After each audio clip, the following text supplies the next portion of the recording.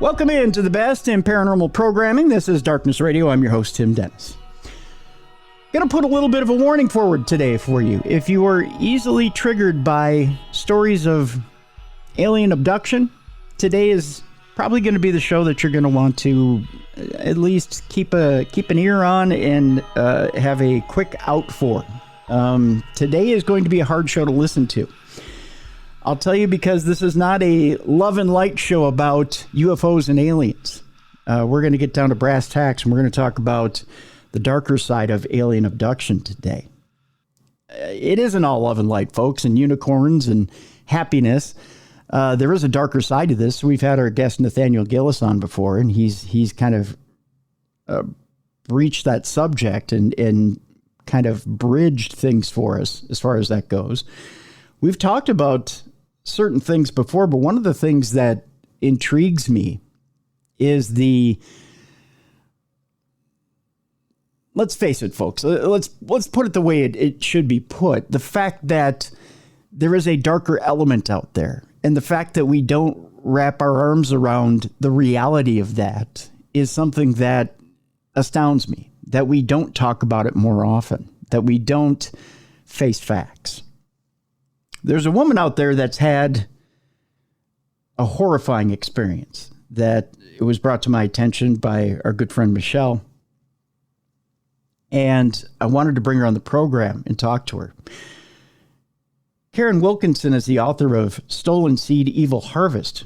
She's the regular writer, contributor to L.A. Marzulli's monthly newsletter, Politics, Prophecy, and the Supernatural. She's also a wife, mother, and grandmother, and she's worked in the software industry for many years before leaving to raise her family. Now, this is her quote: "For as early as I can remember, I have been abducted by non-human alien entities, possibly hundreds of times." Think about how scary that is. She also says, "I've seen many UFOs throughout my lifetime and suffered emotional and physical ailments and had surgeries due to the things that they've did to me. I pray that I can utilize my experiences to glorify God, to share the truth, and to help others in any way I can." We're going to bring on Karin now to help out any of you out there right now who are suffering, who need to hear these words from Karin today. Let's talk to her right now. Let's bring in Karin Wilkinson to Darkness Radio. Hi, Karin. How are you? Hi, Tim. I'm great. Thank you so much for having me here. I'm really excited to be on your show, and it's great to get to meet you and talk with you. Thank you. Well, thank you so much for being here. I appreciate you being here. Well, let's just say it like it is, Karin. It's not all love, light, and unicorn farts out there, I guess. No. It's a darker universe, that's for sure. Absolutely. Absolutely. And that's what I'm trying to get across in this book, is an opportunity to start a conversation and to be able to talk about these things that are happening, to try to help remove a little bit of the stigma that, if you say this has happened to you, you're a crazy person. Mm-hmm. We know now more and more from government disclosure or confirmation, I should say, that, they're starting to admit that these things are real and they're really happening. And the things that happened to me have happened to many other people. Now, so I'm trying to get that conversation going. I noticed a little bit of eye roll when you said disclosure. I know that there's acknowledgement. We can call it government acknowledgement. I don't think it's disclosure by far. No, definitely not disclosure by any stretch of the imagination. Absolutely not. Can you expound on it a little bit? What you think about government disclosure and how far you think they'll actually go with it? Sure. Honestly, I don't think. My personal opinion is I don't think we'll ever have a full disclosure.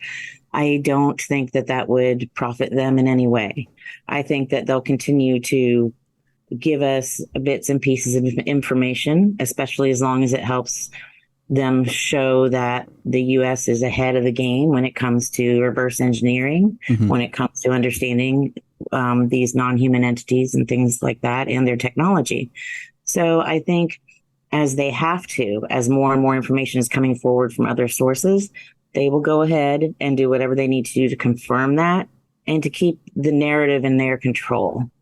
As long as they're controlling the narrative And as long as they're the ones who are feeding the information, then we're only going to get what they want us to know and what they want us to see and hear. It may seem like I'm putting the cart before the horse with my listeners here, but do you in your mind feel like our government's made a deal with the devil in order to get this engineering, this reverse engineering, this technology?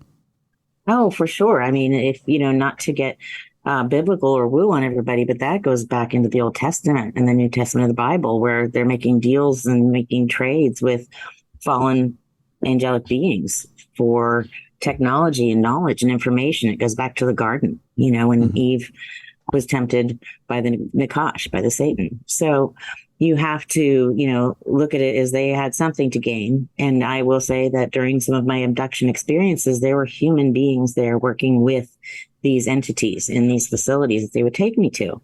So somebody has struck a deal with them, whether it's our government, whether it's an offshoot, whether it's a completely separate, wholly separate entity. Someone has made a deal. Someone is getting information. Very interesting. Mm-hmm. So in that, and we'll get to your story here in a bit, because I want to unfold this story completely here. In that deal that's been made, do you think that our entire government is in on it? Because it sounds like the way you stated that maybe there's a shadow government and then there's our actual government. And maybe one hand doesn't know what the other is doing.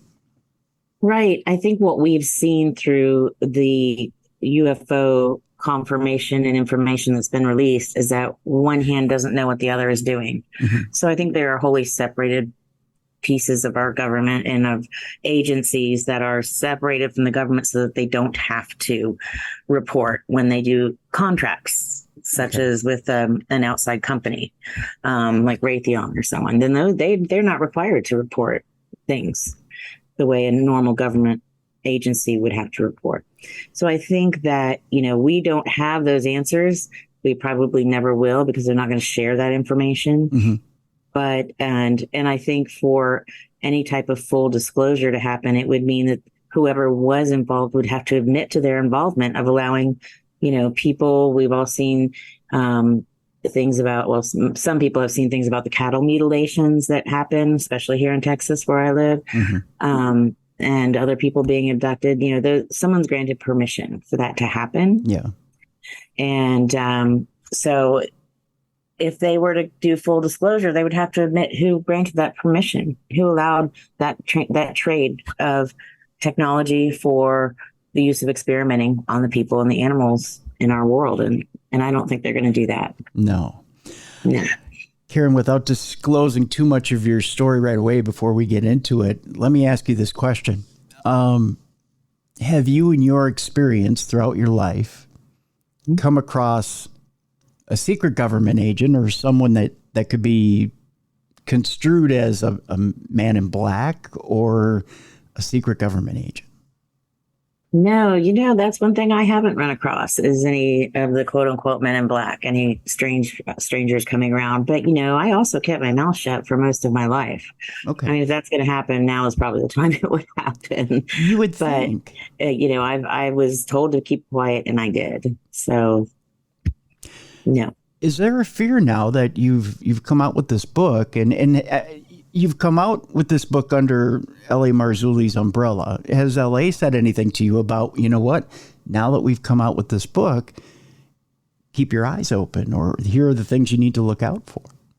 Yeah, I think that is just the common sense reaction for me for doing this, is just to be aware. Doing this was me stepping out in faith.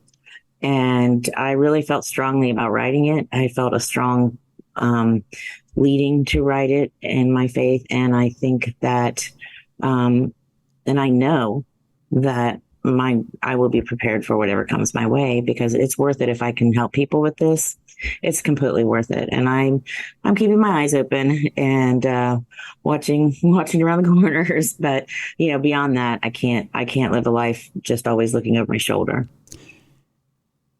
There's a couple other questions I want to ask here before we get to your story, and that's this. We were talking about the AARO hearings, the government hearings. Mm-hmm. One of the things that hasn't been brought up yet is alien abductees and people who have been abducted by aliens. Do you think they'll get to that subject, or do you think that subject will be swept under the rug? I don't know. I was very interested to see the people they had testifying and the people they had from the public arena offering information. What I didn't see was I didn't see any abductees. I didn't see anyone in many of the industries that I'm aware of, and the people who've written amazing books and done amazing movies about it, such as L.A. Marzulli. I didn't see them reaching out to the people who've put in the years, the 10,000 hours, done the years of study, the years of research, and the years of sharing information, and who have really confirmed and worked hard to put that information together. So it seems to me like it's just a very contrived narrative that they're trying to stick to without actually bringing in the true experts. And the true experts are out there. There are people like me, people like LA, people like the hundreds of other survivors of this that I've spoken to, whose voices should be heard, but probably never will be. Let's play a little what if game here real quick. Let's say you get tapped by Congress to come in to one of these Arrow meetings, and you decide to show. At that point, do you unfurl your story to Congress? And if so, do you hold back, or do you give them the entire story? And do you feel like it's A, a waste of time, or B, like it's being put out there for a reason or an agenda? Yeah, I think if they, it's hard to know what their agenda is. And I'm sure if I asked, they wouldn't give me a straight answer.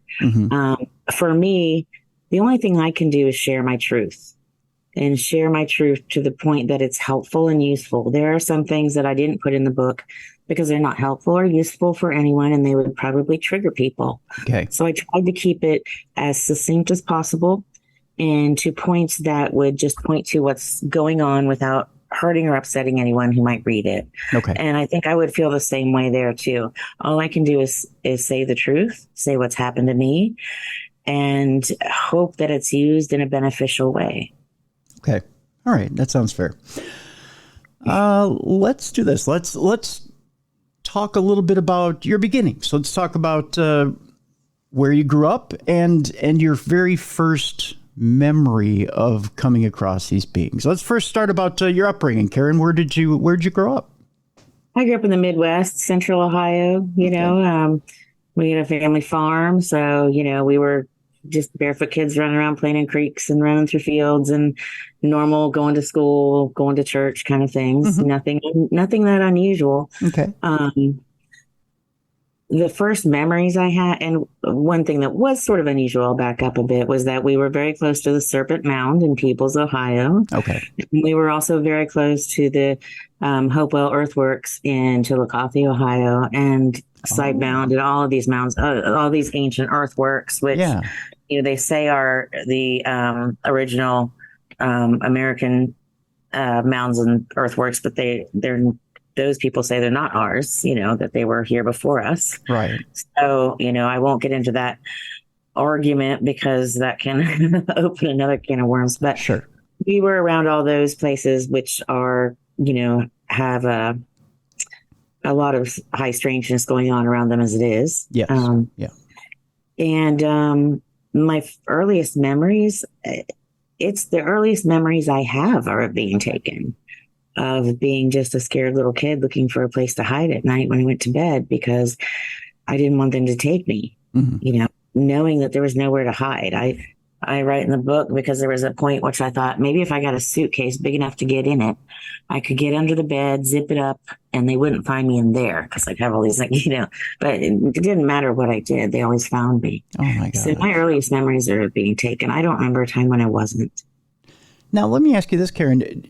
Is this a familial thing? Is this a thing that you had mothers and aunts and dads and uncles, and you had ancestors that had been taken before you? I can't speak to that. To the people who in my family who are still alive, I can't speak to their stories. But what I can say is it is something that runs in family lines. And I believe the reason reason for that is because once they find a DNA that works for them, or a blood type that works for them, or a person that whose temperament is right, who knows? There's so many different reasons that they would and do pick people and not other people.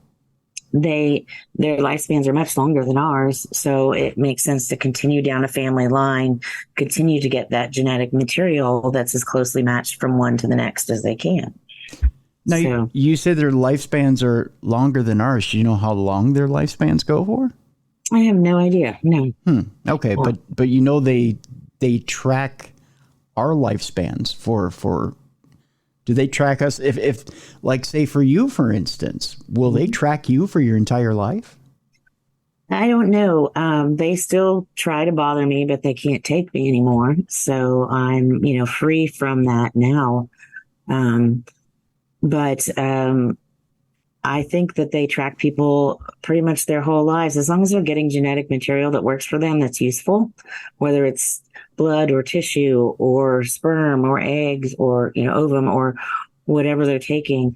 As long as they can continue to get that material and it's working, why would you stop? It's like, why would you sell the cow that's giving you the best milk on the farm? Okay. It's so, and the ones that I were with that I knew were the same, there were a few of them that were always with me, especially one in particular I write about, never seemed to age. Okay. Interesting. So I hate to put it in this perspective, but I'm going to put it in the farmer livestock perspective here. Okay. As long as you are a good breeder, you are useful to them. The minute you are not a good breeder, you're put to the side. Right. I think that's probably true. And I think if you're not a good breeder, you're still useful for other things. You still have blood and tissue that works. So they continue to harvest you until you're unharvestable. Absolutely. And they can also utilize you to share a message. I mean, if you're being brought into a program where they want you to share a particular message to people, whatever their message might be, whether it's they're the benevolent cedars who've come to help us, which no, I do not believe that to be true. Then, if you've been kind of programmed your whole life to, being with them and hearing the same message from them over and over and over again, then you're useful to them in sharing that message, and they wanted me to be one of those people who was out there sharing that message of there are alien brothers, there are cedars, they're here to help us, and that's not true at all. Is there a type of Stockholm syndrome that goes on with this? Very much so. And I write about that in the book too, that I had a great deal of Stockholm syndrome towards the handler who was with me for my whole life. And I don't remember a time when he wasn't with me as a young child. And that, relationship obviously changed as I was older and able to provide them with eggs and, with ovum and things like that. But I really didn't like that I felt that way about him, but I had a connection. We'll get into that here a little bit later. So I want to talk about the very beginnings. It sounds like in the beginning there's fear. You're looking to hide yourself away in a suitcase and try to get away from them. Explain to me in the very beginning as a young child, with the fear, obviously there's pain. Can you take me through, as a child, your first memories of what it's like to be abducted? What is it that you see? Sure. Yeah, I mean, you're a small child, but the first thing you notice is you feel it. You feel just a terror start to come over you before anything even happens. You just feel it's that sense of some foreboding, something bad is about to happen. Quite often, we would be in the country, all the crickets and cicadas and things would suddenly just stop and it would get silent. And then there often would be a couple of the small gray entities in the room, and I would be levitated off of the bed through a closed window, or through the ceiling. And when this happens, many times you're kind of shut off at that point, which is like being put to sleep, almost like when you go in for surgery and you're, put to sleep because you don't remember any of those things, but not every time. And the times that I wasn't shut off, as I say, you would just feel your whole body start to vibrate and feel like it was just, I've said this before, it just go into a million bazillion little pieces, almost like ball bearings, and you just go through a window or through a ceiling, saying to yourself, how am I going through the ceiling? How am I going through this window? It doesn't make sense. But they don't adhere to the same laws of physics that we do, and they have the ability to apply different laws of physics to us because they weren't born of this earth or for this earth the way we were. So, we can't put them in a little box and expect to understand. But to back up, sorry, I'm digressing a little. No. Do they say anything to you before they decide to put you through the wall or the ceiling? Do they announce that they're there or what they're there to do? Sometimes they'll say something if you're getting upset, like, I was a little kid, so I'd have incontinence issues from it. Okay. Often, or get upset and start to, cry or whatever. And it's okay. It's okay. And it's, they're speaking to you, but not verbally, but you're hearing it in your head. Telepathically. Like telepathically is the best way to describe it. And, think it's okay. You're fine. You're fine. It's all okay. We're, just nothing specific, all very general statements, nothing to specifically help calm you down. But they did have a way of calming you or putting you under just by like touching your forehead or running their hand over your forehead or different things like that. They had different, which I do not understand how all of it works, obviously, but they did have ways of easing pain or calming you down. So it was almost like they were telekinetically shutting down your brain centers. Is that a fair way of saying it? That's a very fair way to put it. Absolutely. And then sometimes they would replace the memories of what was happening with what we call screen memories. Okay. Which is like looking in a virtual reality headset and you're seeing something completely different than what's going on around you. I mean, a couple of years ago, it would have been really hard to describe, but now that we have VR, it's pretty easy to describe. If you've ever put one of those headsets on, you feel like you're, walking on that sidewalk or over that little cliff or whatever with a VR headset on. It's very similar to that. It's hard to tell the difference. It's almost impossible. So when you see that, do you feel like maybe we co-opted that technology directly from them? Oh, that's a good question. I really hadn't thought about it that way, but it's entirely possible. I mean, I think a lot of our technology has probably come from them because there's just no explanation for the leaps and bounds that we've made in the last 100 years. You go from Gutenberg and the printing press to this in this tiny period of time. When you look at what we have of our recorded history, it doesn't make a lot of sense. Well, the explosion of AI to me is almost unexplainable. And it's scary. It's very scary because you can't tell the difference. You couldn't tell if I was AI or real right now. I mean, that I am obviously real. We've been talking. Yes, we've had our conversations, but it's very hard to tell. Yeah, it is. And deep fakes are very scary as well. Very scary. So they managed to move you through the ceiling or to manage to get you or teleport you up to the ship, or they're getting you to the ship. At this point, if you're still awake and they've managed to calm you and they're not screening your memories, if you're managing to be somewhat alert through that, what is it you're remembering at that point? Yeah. So, I have bits and pieces of memories of different examinations. One, it looked like a big X-ray machine. I have no idea what it was, but I was little, so I didn't know what all these machines were. There were so many different gadgets and machines and things around me. I didn't know what they were used for, but they would, draw blood, or they would take skin scraping samples, or they would be looking in my ears and my eyes, or looking at my spine, or doing something that seemed like an X-ray, or putting a needle. One time they put a needle in my neck. I don't know what that was about. That wasn't pleasant. And I remember just things like that. So lots of different kinds of medical testing. And I think, to see how we react to different things, that type of thing. Do you ever remember an implant being put inside you? I don't, I'm not sure if that's what the needle in my neck was. Okay. But I have a scar here, but I haven't seen anything. Nothing has shown up for that. The only place I had something was in my elbow, and a couple of years ago, and I have a divot here where it started to poke on my elbow, and I took it out myself. Really?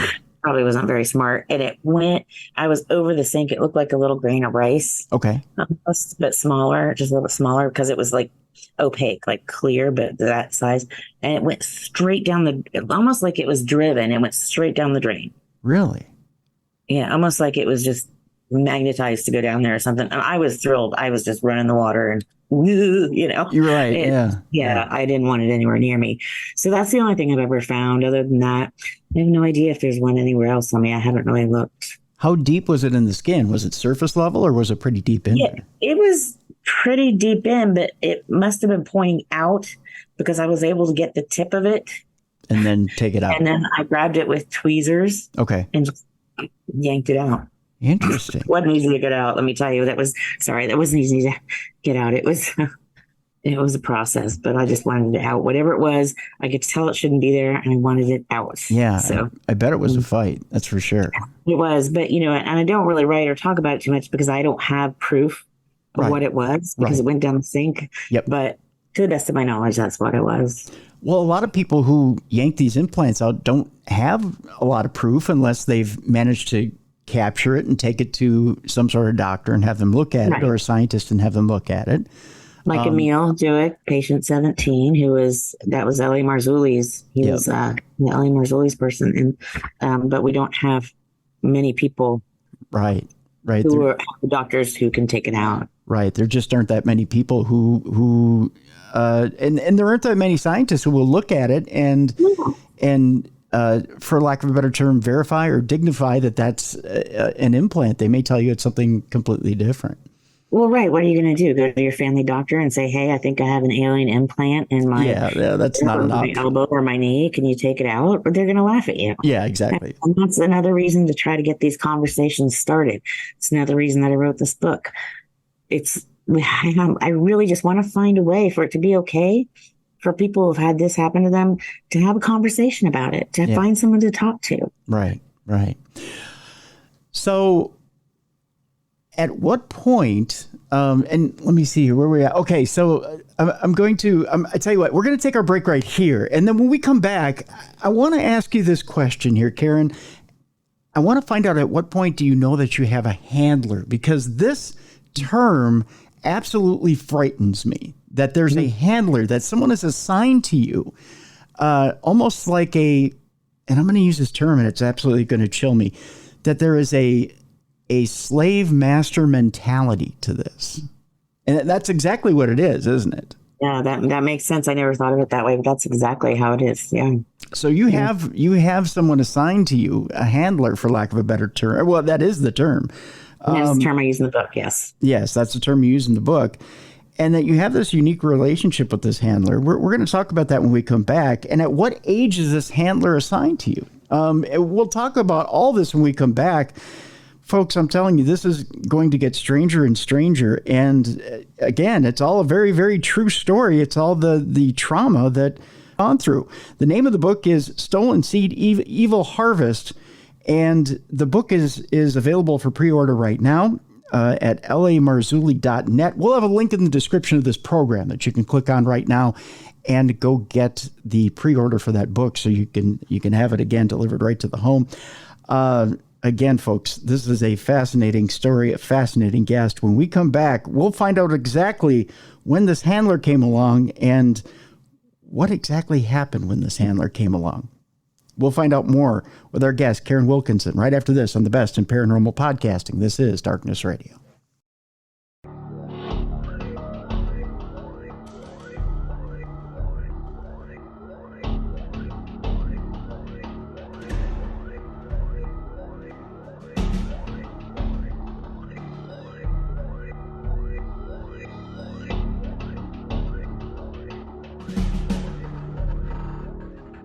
Welcome back to the Best in Paranormal Programming. This is Darkness Radio. I'm your host, Tim Dennis. Our guest is Karin Wilkinson. The book is Stolen Seed, Evil Harvest.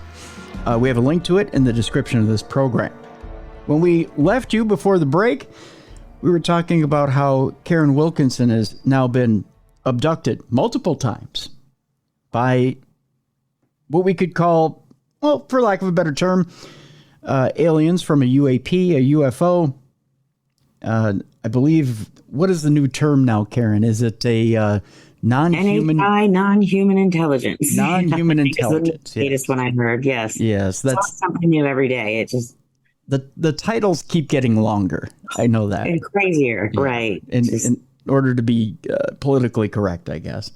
Although I don't know that they care if we're politically correct. I don't think they really care what we call them. I don't think they're concerned at all. No, not at all. So when we had left our audience, we were starting to talk about the fact that you had a handler assigned to you and that you developed this unique relationship with this handler. Well, first of all, what age is this handler assigned to you?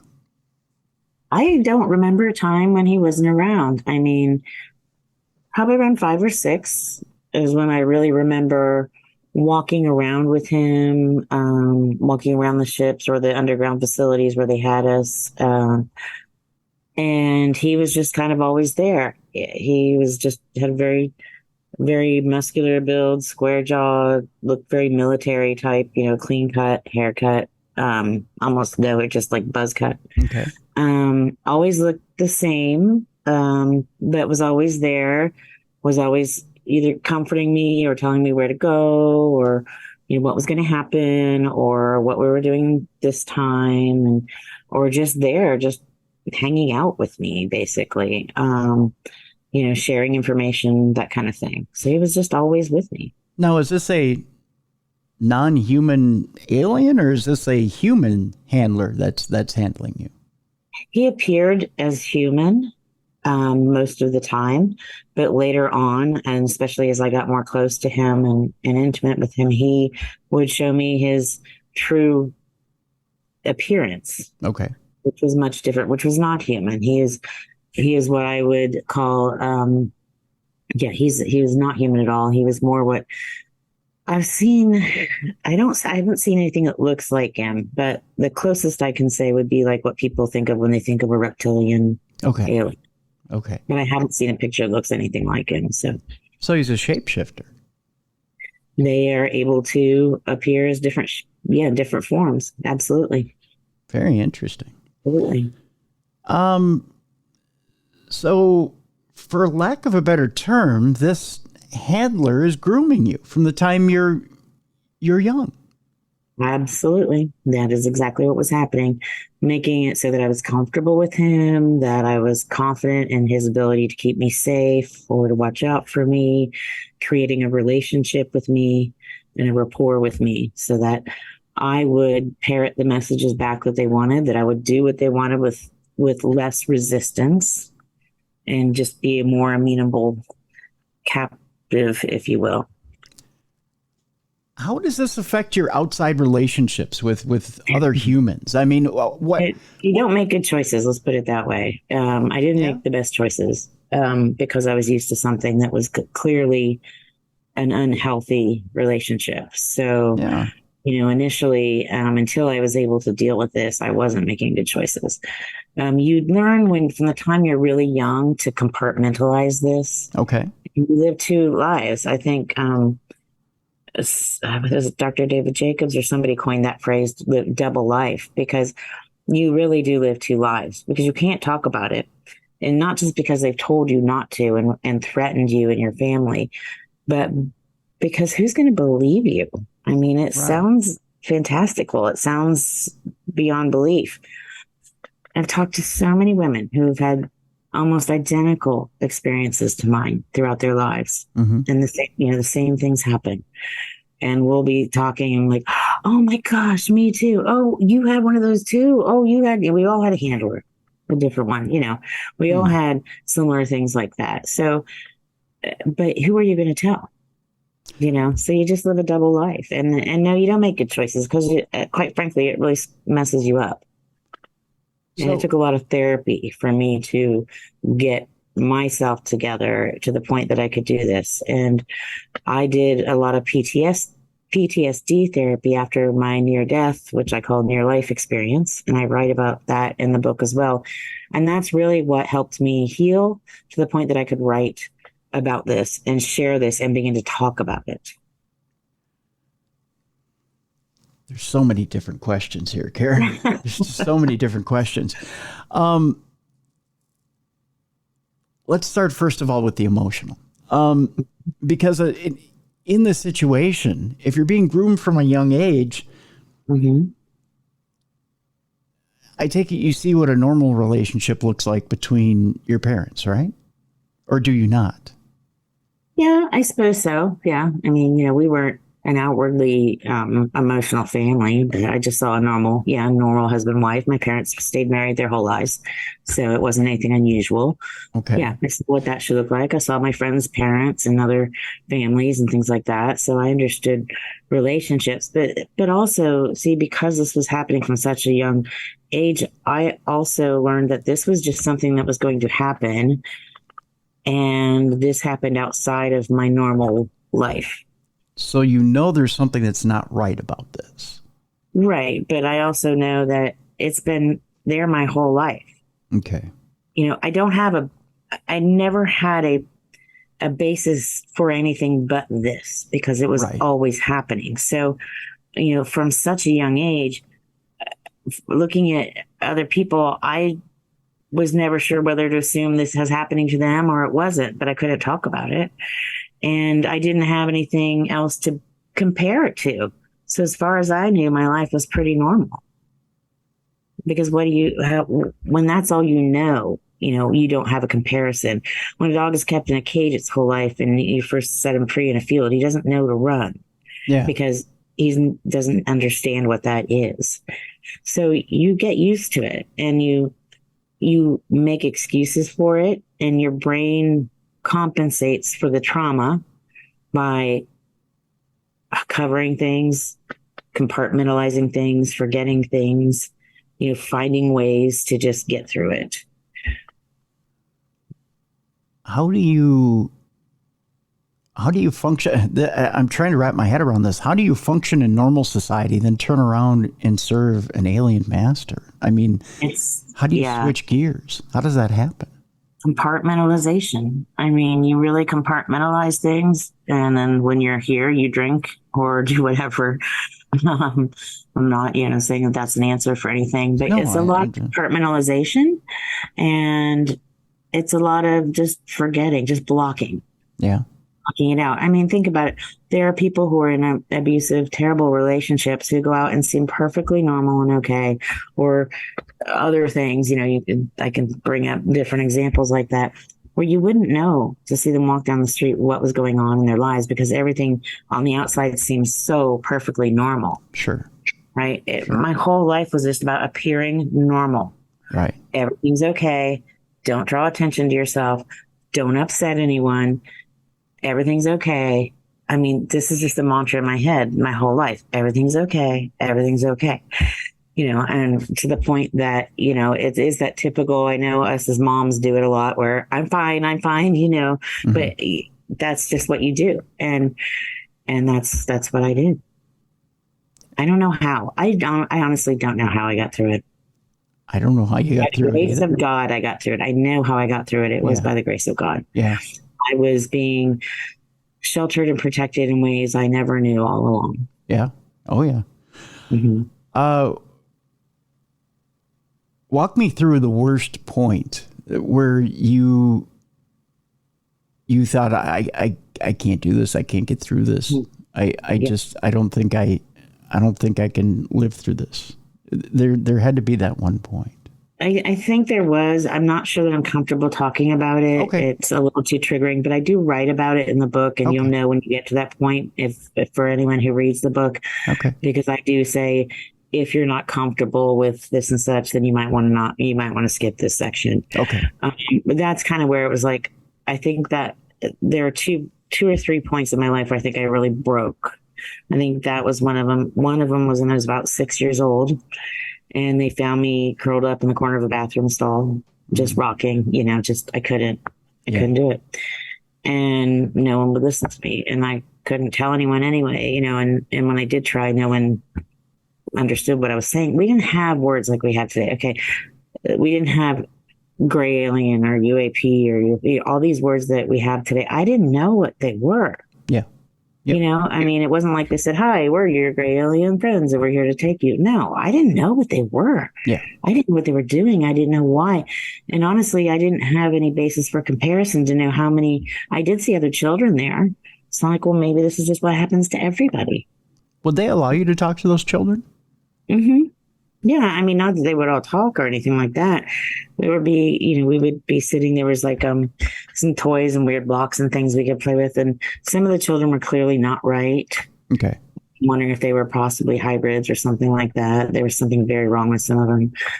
Some kids were just scared and crying or not, I just learned very early to be calm and compliant because that was the easiest way to get through it. Pick you up, do what they're going to do, and take you home, and it's over. And most of the time, you're not going to remember. So that's the other way you get through it is you don't remember every time they take you. It's the after effects of most of it that you remember. That's such a sad lesson. Was there ever a time as you got older that you started to remember? I mean, obviously you remember your handler because there's conditioning. Oh, yeah. I remembered from being little my whole life. I've always remembered these things. It's not that I've pushed them down into a corner, into a little box in my life so they don't come up during the day when I'm taking my kids to school or, baking cupcakes for the party or going to the grocery store or going to work or, doing the things I have to do or sitting in a meeting. You compartmentalize. Mm-hmm. And I think anyone who's gone through a trauma or a traumatic situation learns to do that. So, the other time was probably after I lost my first child. And when I say lost, because I was pregnant and then I went into the hospital feeling like I was having a miscarriage, but I had not passed anything. And there was no baby in my womb. They did a D&C and they said, "Ma'am, there's no fetal tissue. Are you sure you were pregnant?" Well, I'd already been to my doctors and all that and done all those appointments and had that confirmed. Yeah. So that was devastating because I couldn't mourn the loss of that child. I couldn't bury that child or have a memorial. I couldn't find out if it was a boy or a girl because it wasn't there. Oh my gosh. And I think that was when that's when I just took it and pretended it didn't exist anymore. And so after the near-death experience or near-life experience, when I did the PTSD therapy, mm-hmm. I realized I was suddenly starting to deal with those memories too. And it gave me a safe place to think about it and to deal with it and to talk about it. And I reached out to L.A. Marzulli. I just felt led to talk to him. I didn't know who to talk to. I had no idea.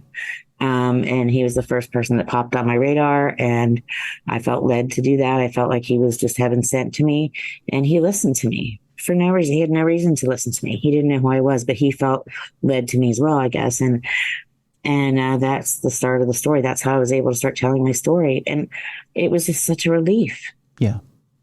I told him just a little bit of what had happened, and I just suddenly felt free for the first time in my whole life. I felt just this sense of relief and freedom. And then writing this book was so cathartic. It was emotional. Yes, my husband, there were a lot of ups and downs, mm-hmm. but it was also very cathartic. And I knew if I could write this down so that other people, other men, other women who've been through this could see that they're not alone and that I'm trying to make it okay to talk about it. Yeah. And that's why I did it. Yeah. And it should be okay to talk about it. That's the thing. It shouldn't be something that you need to double clutch and think about and wonder if you're going to be cast out of society because you're talking about it. That shouldn't be something. One of the things, and I'll take a little bit of a sidebar, and then we'll come back to this. There's some wonderful work being done by Opus. I don't know if you've ever heard of Opus before, but they've been on the program here. Opus provides support for people who have been either abducted by aliens or have had experiences with aliens. And they're a group that continues to work with abductees and they or people who've had experiences. And Oh, wow. they do amazing work. They do amazing work, and they're available online. And they get a hold of you right away. They continue to walk you through these experiences and get you help. And they're amazing. Wow. You'll have to send me a link to that, because Yes, I will will. send people to them too, because we try to talk to people. They reach out to me, they reach out to friends, they reach out to LA. It's hard, but I'll talk to anyone who wants to talk, and I'll go to conferences and talk to, I don't even know how many people, hundreds. I'll talk to anyone who wants to talk, but sometimes, that's not enough. Yeah. And Yep. so, that would be great to have that, Yeah. to know what to send people. Yeah. Thank you. And we'll include a link to Opus in the description of this program, so people can get the link as well, so that they can, if they've had an experience, they can get help and reach out there. Karin, I want to get an idea or a sense of what happened that day. You say you had this near life experience or near death experience. Can you walk me up to what happened that day that you had this experience? Oh, sure. I was going in for another surgery. I've had a lot of them. There are weird things they cannot explain that are happening in my bones, in my body, almost as if maybe I've been exposed to some sort of strange radiation. Who knows? Go figure, right? I had a couple of IV ports in my arm, one in each arm, because it was a big spinal surgery, but I wasn't hooked up to any machines yet. But I was already in the operating room. Okay. And the nurses were just walking around doing their thing, getting ready. The doctor was in another room.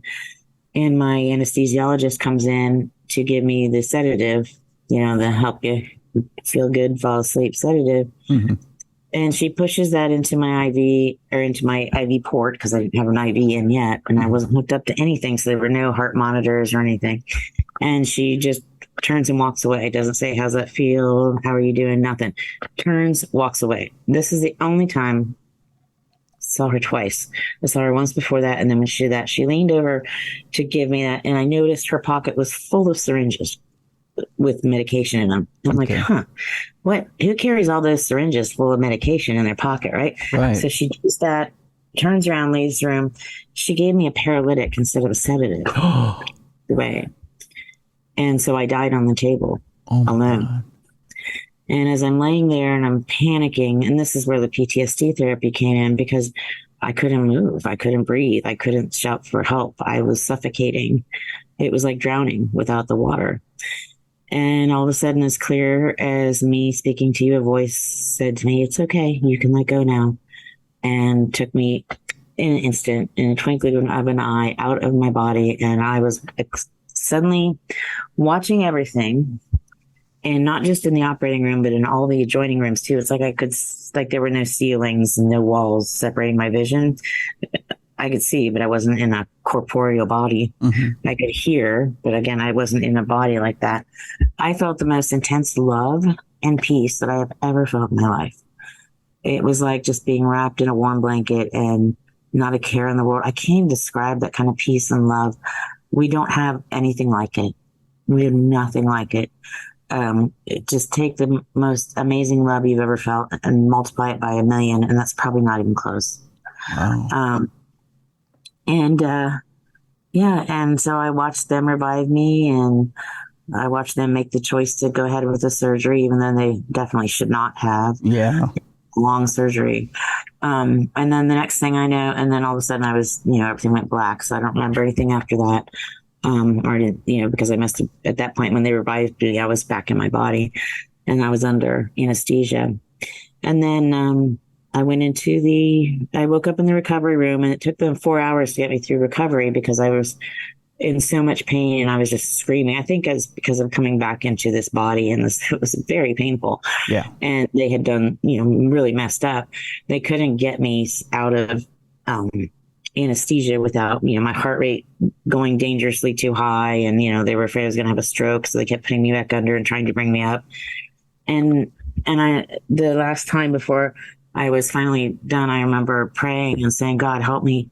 Why can't they get me awake? Help me. And the next time I opened my eyes, there were two young men at the foot of my bed.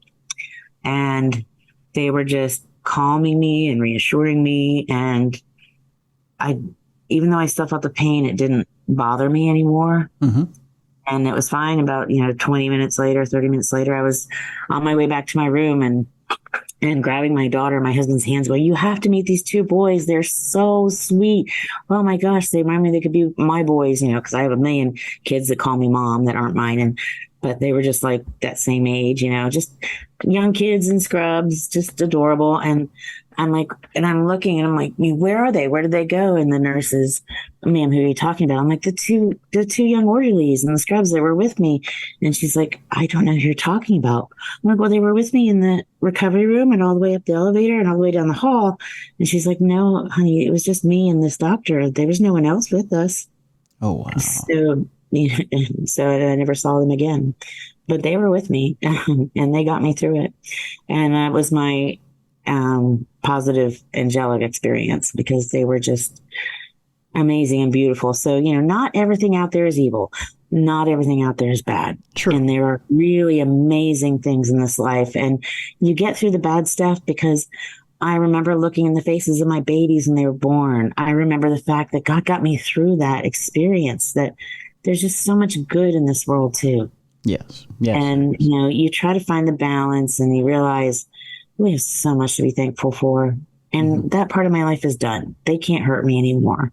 I realized that just, I know you talked to Vicki Joy Anderson about this too. Mm-hmm. I can call on Jesus. I understand that battle. I understand that they have no power over that and they don't have permission anymore.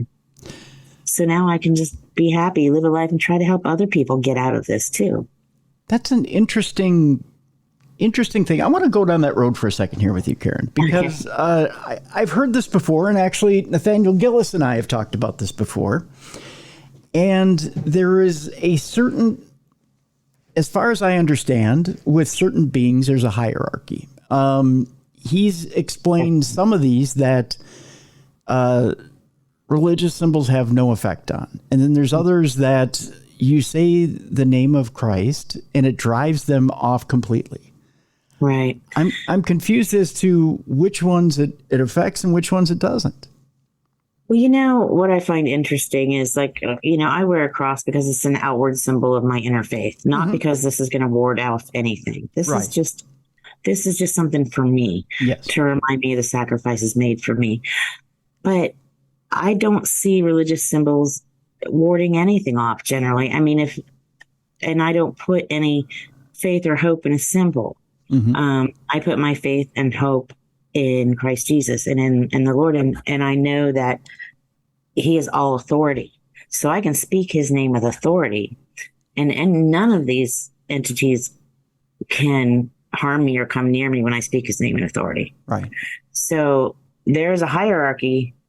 Yeah. But there's one who's right on top. And that's Jesus. And they don't go that high. And they don't have power over that. But the issue then becomes, and I know Vicki talks about this a lot too. I keep referencing back to that because this is really her area of expertise. Is it's not that you're not a good enough Christian, or you're not religious enough, or you're not saying it right or doing it right. It has just to do with understanding the authority in it. Okay. And if you don't, then find someone who can help you and help you learn it, or help you, whatever you need to do, because there is authority. Okay. In that name. And there is safety. Yeah. Yeah. And I can vouch for that. Are you of the same mind that Nathaniel is, that these aliens, that these non-human entities are essentially demonic in nature? Well, it depends. Yeah, it depends on what they're demons, which I believe are the disembodied spirits of the Nephilim. And the Nephilim were the progeny of the fallen angelic beings that we read about in Genesis and Jasher and Enoch, in biblical texts and scrolls and ancient texts all throughout the world. And then in the fallen angelic beings and the humans, where they first were doing exchanges for technology. And we can read about that in the Bible. And then and when those beings died, their spirits became the demonic entities that we know today.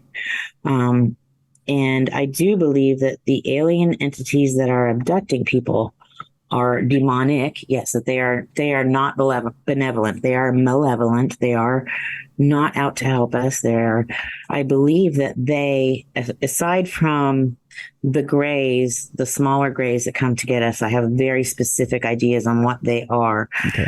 The rest of them, I believe, are fallen angelic entities, our ancient brethren who were created before us, who probably built all the giant megalithic structures that we see around the earth that we have no explanation for, things like that. There are ancient, angelic brethren who some have fell, some have fallen, and some have not. Okay. Two that hadn't were the ones at my bedside that day in the hospital. Some of the ones that were are the ones that came to get me when I was being taken.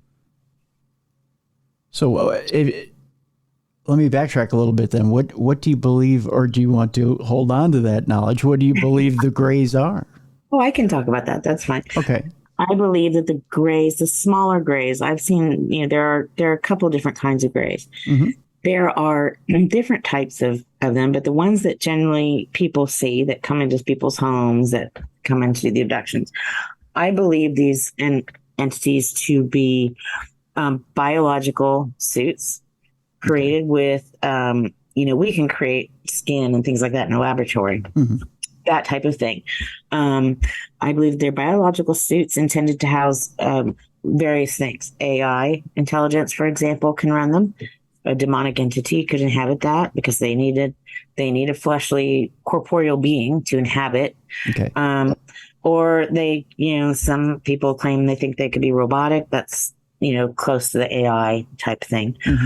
They could be used as literal type spacesuits, because I don't think that these fallen angelic beings that these alien entities, these non-human entities, can survive in our environment or in our sunlight. It seems like they're either underground or underwater or covered up. And even in the ancient megalithic structures, you see the writings and the pictures always depict them covered in something. Some kind of a suit. Oh, it looks like a spacesuit.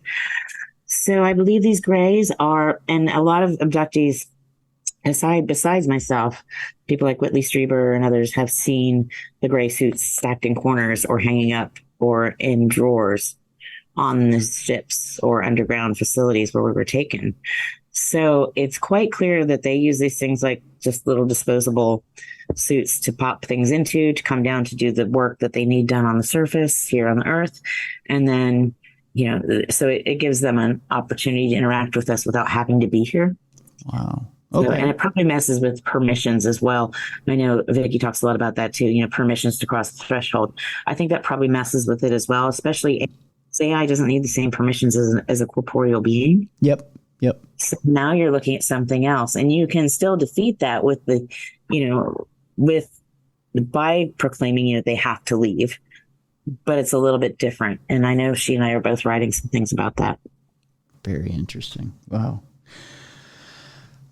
I just need a second to process that. That's, because, I think that brings me to an interesting thought, and that is, what do you think of Hollywood when we look at things like Close Encounters of the Third Kind, and we see movies where people are outwardly contacting grays and things like that? Now, there are another species of gray as well. They're an older, taller looking species. You can tell the difference because they're taller. They look more wrinkled, almost older. You can see kind of age on them, and their eyes move. Their eyes will move back and forth, which freaks me out whenever I've been around one, because the way their eyes move just is. So those, I believe, are an actual race of entities, a race of beings. Okay. So you're looking at two different things. But if someone's interacting with a gray, then there is either a demonic entity or an AI or maybe even another entity in that suit. So they are still interacting with something that's either of or at the behest of an alien being. So you're still looking at the same thing. They're just doing the work, or they're working at behest of they're carrying out the duties and delivering the messages and that type of thing. So not all aliens are like that, but I think the small grays are. I mean, look at how they're built, right? Right. Yeah. They don't have sex organs. They don't have a mouth that opens. Right. They don't have visible ears. They're not visibly breathing. They have no visible organs. Yeah. They're so frail. It looks like a little kid could just snap them like a twig. Yeah. Yeah. Smell, because probably that flesh suit is probably rotting to some degree. I mean, they don't have a pleasant smell, like sulfur and dead animal mixed. It's ugh. So when you look at the anatomy of them and how they're built, it makes sense. And that's my interpretation of spending so much time throughout my life having interacted with them. So what do these things look like when you're on the ship? How do they present themselves, and what do these non-human entities look like? Or do they try to present themselves as human when they're interacting with you? There are different ones. So, the little grays, the worker grays, they just methodically go around and do whatever tasks they're told. The taller, older ones that I described, they pretty much direct those guys. There are the ones that look reptilian in nature. Mm-hmm. There are ones that look insectoid in nature. When I was little, I was called them the corner sitters because they'd always seem to be kind of crouched back in a corner watching everybody. Okay. Just strange, creepy fellows. So I have no idea how many kinds there are. I've seen so many different, just slight differences between them that I wonder, is that a different species or does he just look different? But honestly, that's not what you're thinking when you're being taken. You're not taking careful notes. Right.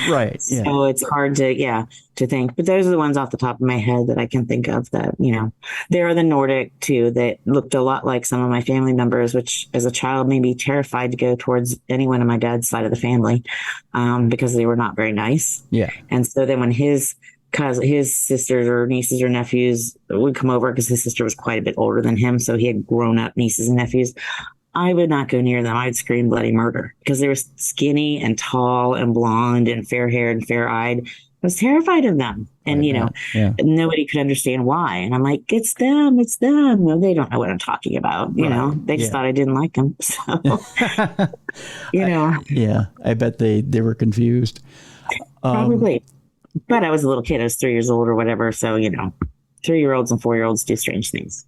So is it all alien races that are trying to produce hybrids, or is it just the Nordics, or what are they? Is it a game of subterfuge, or who are they trying to breed? Good question.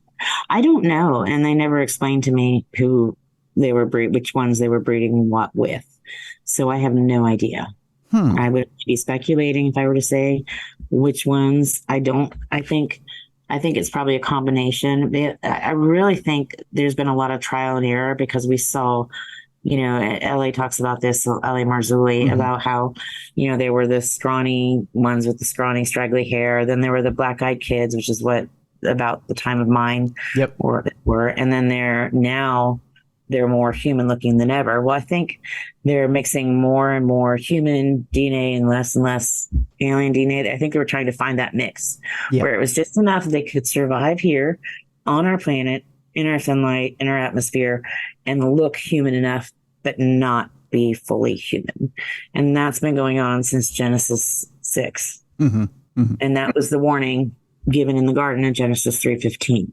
Yeah, exactly.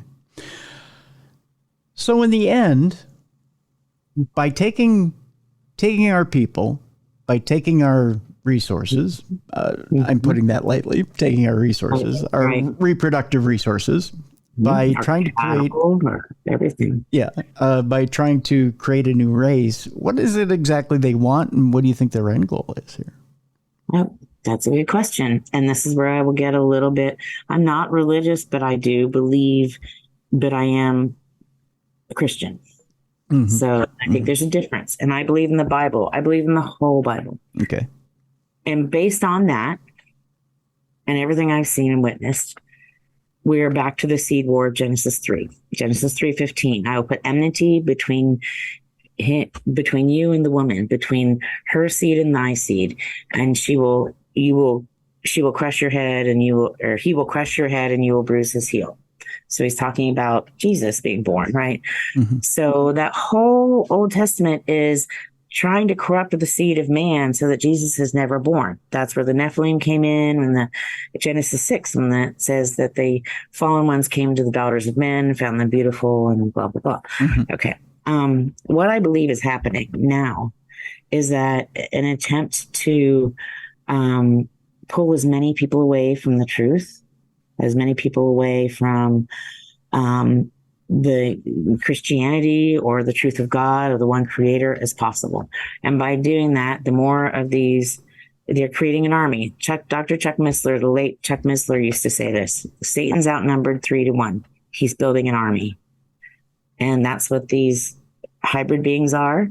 And they're also out here, if they're intermingling, and for the people that they are taking and that they have, convinced to share a false message, then it's going to be able to draw people away.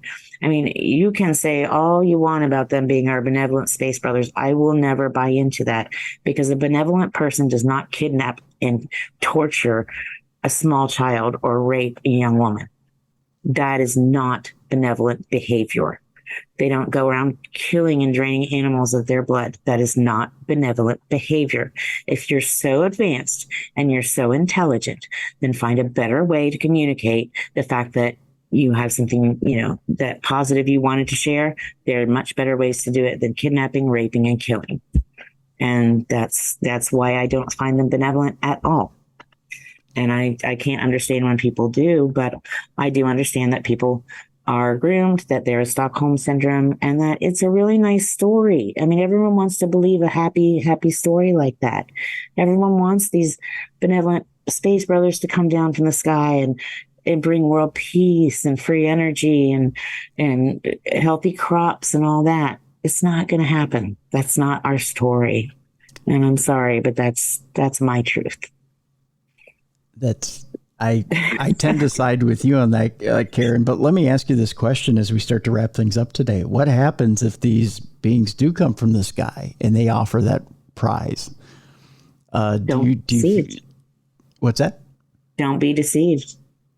You really need to pray for discernment. Our Bible tells us in the end, there will be a great delusion. Even the most elect would be deceived.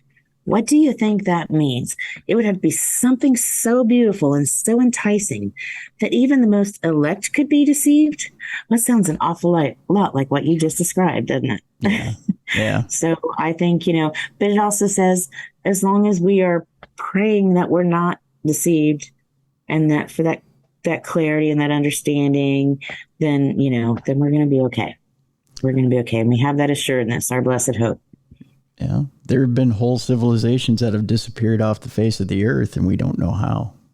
Right. Yeah. Exactly. I mean, it was that benevolent? Was that God coming down to take them? Was that malevolent? Was that, fallen angelic beings taking them to create a colony somewhere? Who knows?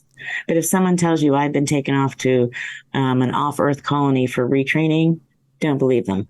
Yeah. That's not where I've gone. There you go. There you go. I promise you that. Okay. Karin Wilkinson is our guest. The name of the book is Stolen Seed, Evil Harvest. It's available on lamarzulli.net. It's up for pre-order right now. We have a link in the description of this program. Karin, I wish you much success with the book and much peace in the future, because it sounds like you are well-deserving of a lot of peace and a lot of quiet in the future. That's for sure. Well, thank you, Tim. And I wish you all the best this world has to offer too. I'm okay if I don't have the peace and quiet. If I can help people get out of this, then I'm happy. That's where I'll find my peace. That sounds good. That sounds good. And I'll forward you the information to Opus, and we'll, of course, put that up in the description as well. Great. Thank you. Thank you. I want to thank my guest, Karin Wilkinson, for joining us today. The book, Stolen Seed, Evil Harvest, is available at lamarzulli.net. We will have a link in the description of this program where you can click on it and pre-order the book. It's not available quite yet, but you can pre-order it and have it available for you when it is released. Also, we'll have a link to Opus in case you have been a victim of an alien abduction or had an experience with an alien or non-human entity and are in need of some sort of therapy or someone to talk to about that experience. We'll have a link in the description of this program to Opus so you can talk to them or get help with that experience. I want to thank you guys for continuing to listen to this program. in continuing to be a listener of Darkness Radio. We appreciate you being a listener of Darkness Radio. I know I continue to say that, but I continue to appreciate it and want to let you know how much we continue to appreciate your listenership here on the program. It is not taken for granted. It is something that we continue to love and appreciate you for, and we want to make sure that you truly know how much we appreciate you as a listener. Just another reminder, folks, I know you guys like to binge the program, but again, we would hope that you would not sit on them for too long. We like to get credit for our programs and get credit with our advertisers as well. If you would try to play the downloads within 2 weeks of getting them, we appreciate it. Otherwise, we don't get proper credit for the shows. So if you could do that, we appreciate it. Got a good week of shows coming up next week and in the following weeks coming up to Halloween. So we hope you keep listening. And if you enjoy a particular show, you can email me, tim@darknessradio.com, or give us a good review. Give us a good 5-star review wherever you listen to this particular podcast. Let's see, what else? Oh, yeah, we get that Cruiser and Bruiser t-shirt coming out soon. Keep your eyes on our social media, whether it be wherever you follow us on social media, Twitter, which is now X, I suppose, Instagram. If you're confused as to where you can follow us on social media, go to darknessradioshow.com. All of our social media is listed there, and you can follow us there. Folks, just a friendly reminder, take care of yourself and each other. If you have someone in your community who is either ill or infirm or needs some help, now is the time of year where we're trying to get our yard work done before the winter moves in. I know a lot of people need help with yard work. Saw a really inspiring story this past weekend, or week actually, into the weekend, where a gently used...